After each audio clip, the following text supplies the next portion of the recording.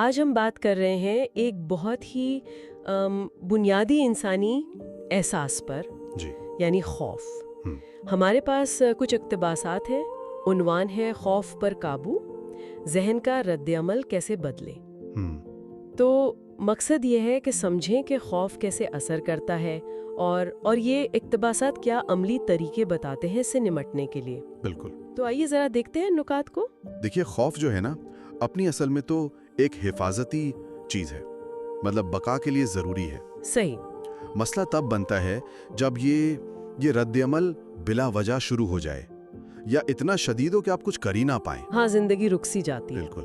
تو یہ مواد اسی چیز پر بات کرتا ہے کہ اس توازن کو کیسے سمجھیں اور خوف سے ایک بہتر تعلق کیسے بنائیں۔ اچھا۔ یہاں یہ نہیں کہ خوف ختم کرنا ہے، ختم نہیں ہو سکتا، بس اسے سمجھ کر اسے قابو میں لانا سیکھنا ہے۔ یہ اہم بات ہے۔ اچھا، پہلا نقطہ جو ان اقتباسات میں ہے وہ خوف کی گرفت کے بارے میں ہے۔ اسے ایک سیاہ چادر کہا گیا ہے ہم، جو ذہن پر چھا جاتی ہے۔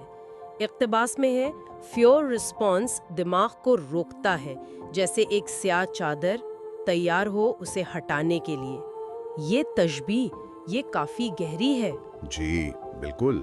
کیا یہ صرف ایک احساس ہے یا دماغ میں سچ مچ کچھ ہوتا ہے؟ نہیں، یہ صرف احساس کی بات نہیں ہے، یہ باقاعدہ ایک نیورولوجیکل ایک عمل ہے۔ اچھا۔ جب شدید خوف آتا ہے نا، تو دماغ کا ایک حصہ ہے، ایمگڈالا کہتے ہیں اسے، جی سنا ہے۔ وہ بہت زیادہ متحرک ہو جاتا ہے، سمجھیں خطرے کا الارم بجا دیتا ہے۔ اور اسی وقت دماغ کا وہ حصہ جو سوچ بچار کرتا ہے، منطق چلاتا ہے، پری فرنٹل کورٹیکس، ہاں۔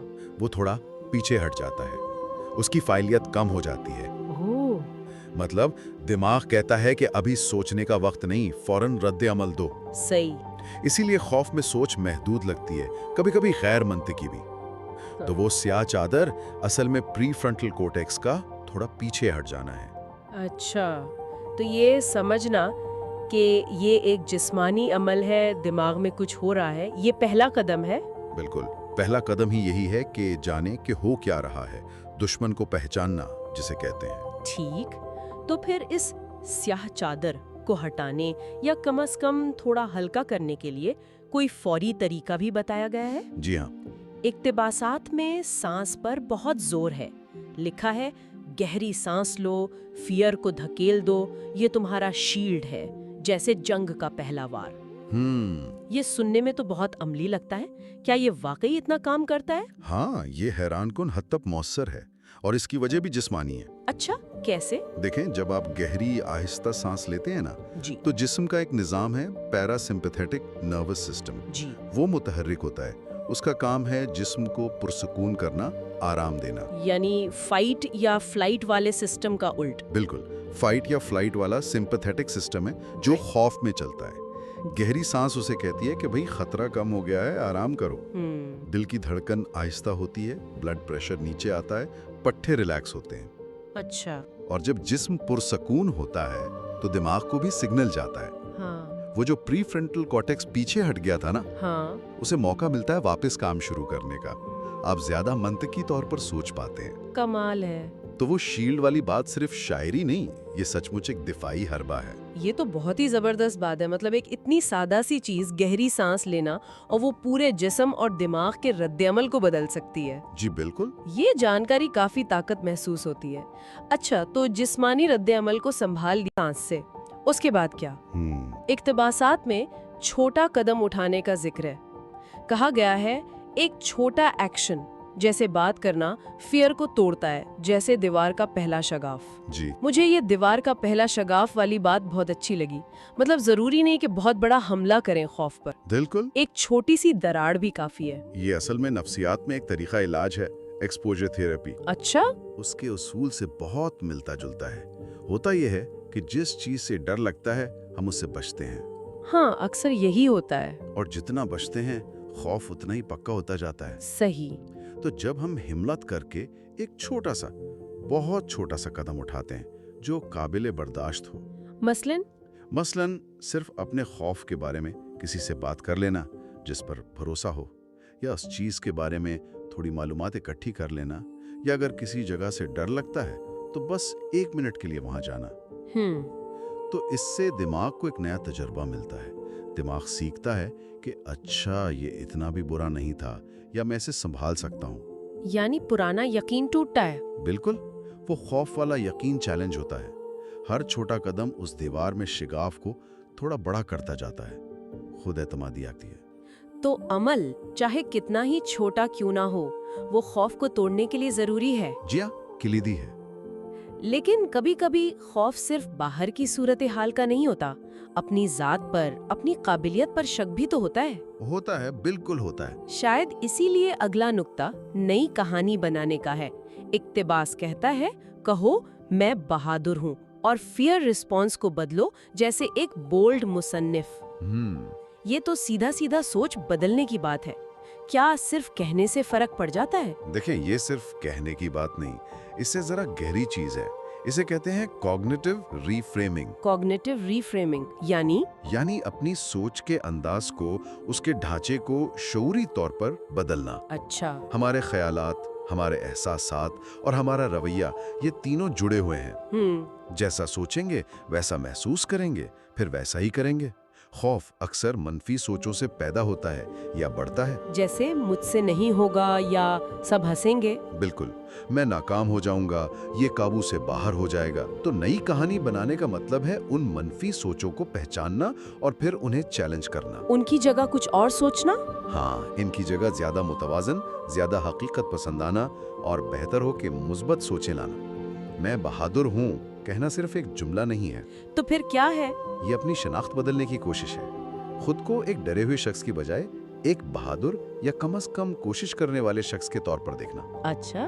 جب آپ بار بار اپنی اندرونی کہانی کو ایسے بدلتے ہیں تو آہستہ آہستہ آپ کے بنیادی یقین بدلتے ہیں اور پھر آپ کا جذباتی رد عمل بھی بدل جاتا ہے. یعنی آپ اپنے ذہن کی کہانی خود لکھ رہے ہیں. بالکل، آپ مصنف بھی ہیں، ڈائریکٹر بھی. اپنی کہانی کا مصنف بننا، واہ، یہ تو بہت ہی طاقتور خیال ہے نا؟ گویا ہم صرف حالات کے رحم و کرم پر نہیں، ہم اپنے رد عمل خود بنا سکتے ہیں. جی.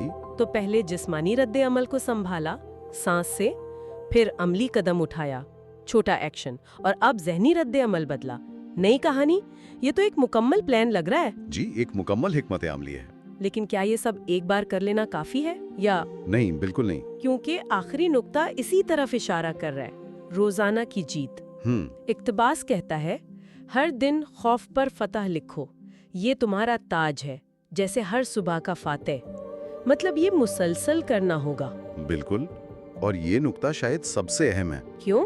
کیونکہ خوف پر قابو پانا یا اسے منظم کرنا کوئی ایک دن کا کام نہیں ہے. یہ ایک مہارت ہے. جیسے کوئی ہنر سیکھنا. بالکل، جیسے گاڑی چلانا سیکھتے ہیں یا کوئی زبان مشق کرنی پڑتی ہے. صحیح. روزانہ کی جیت کا مطلب یہ نہیں کہ روز کوئی پہاڑ سر کرنا ہے. تو پھر کیا مطلب ہے؟ اس کا مطلب ہے ہر روز جب بھی خوف محسوس ہو، شعوری طور پر ان طریقوں میں سے کوئی استعمال کرنا. اچھا. ہر بار جب آپ گہری سانس لے کر پرسکون ہوتے ہیں. ہاں. ہر بار جب آپ بچنے کے بجائے ایک چھوٹا قدم اٹھاتے ہیں. ہاں. ہر بار جب آپ منفی سوچ کو چیلنج کرتے ہیں. تو کیا ہوتا ہے؟ تو آپ اصل میں اپنے دماغ میں نئے صحت مند راستے بنا رہے ہوتے ہیں اور پرانے خوف والے راستوں کو کمزور کر رہے ہوتے ہیں. اچھا، یعنی دماغ کو ٹرین کر رہے ہوتے ہیں. بالکل. یہ چھوٹی چھوٹی روزانہ کی کامیابیاں آپ کا اعتماد بڑھاتی ہیں اور خوف سے آپ کا رشتہ بدل دیتی ہیں. یہی مستقل مزاجی آپ کو ہر صبح کا فاتح بناتی ہے، کیونکہ آپ ہر روز یہ انتخاب کر رہے ہیں کہ خوف کا سامنا کرنا ہے، اسے منظم کرنا ہے. زبردست.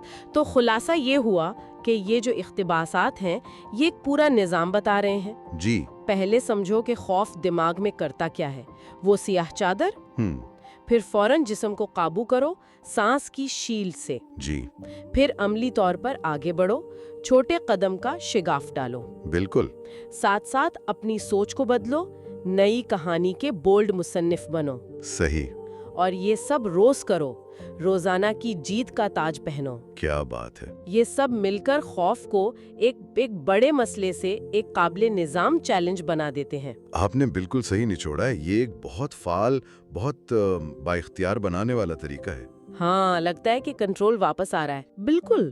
یہ سننے والے کو احساس دلاتا ہے کہ وہ بے بس نہیں ہیں، ان کے پاس اوزار ہیں، تکنیکیں ہیں جنہیں وہ استعمال کر سکتے ہیں. ہاں، نہ صرف خوف کو سمجھنے کے لیے بلکہ اسے بدلنے کے لیے بھی. کنٹرول کا احساس بہت اہم ہے۔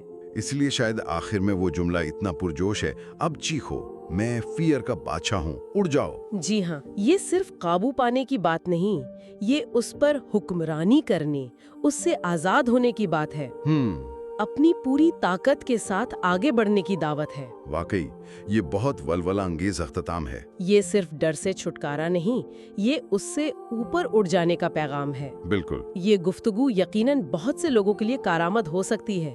ہم سب کسی نہ کسی خوف کا سامنا کرتے ہی ہیں۔ یقیناً، اور شاید اس گفتگو کے آخر میں سننے والوں کے لیے ایک چھوٹا سا سوال ہو سوچنے کے لیے۔ کیا؟ کہ آج ان سب باتوں کی روشنی میں وہ کون سا ایک بالکل چھوٹا سا معمولی سا قدم اٹھا سکتے ہیں کسی ایسے خوف کی طرف جسے وہ ٹال رہے ہیں؟